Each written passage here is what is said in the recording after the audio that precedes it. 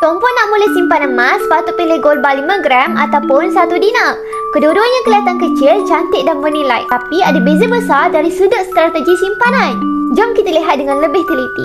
Dari segi ketulinan, kedua-duanya adalah emas 24 karat bersijil 999.9.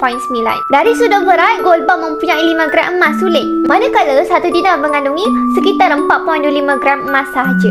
Bezanya adalah 0.75 gram dan perbezaan ini memberikan kesan kepada harga.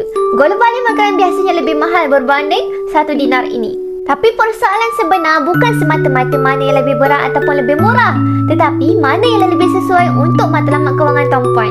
Jika tuan-puan menyimpan emas jangka masa panjang seperti dana kecemasan ataupun pelaburan masa depan, gold bar 5 gram mungkin lebih berbaloi kerana nilai gramnya lebih tinggi. Namun, jika tuan-puan lebih tertarik kepada nilai sentimental, sejarah Islam ataupun merancang untuk jadikan simpanan emas sebagai mahar ataupun hadiah, 1 dinar ini adalah pilihan yang sangat simbolik dan praktikal. Public gold memudahkan tuan-puan memilih mana-mana bentuk simpanan dengan 2 kaedah utama.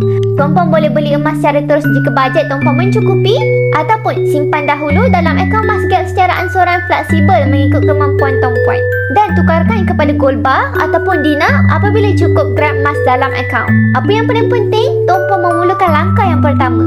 Dan jika tuan-puan sudah bersedia, boleh rujuk video saya untuk daftar akaun Masgap Public Gold secara percuma, dan saya akan bantu tuan-puan sebaiknya. Pulang rapat-rapat untuk ilmu emas dan kewangan. Mantap!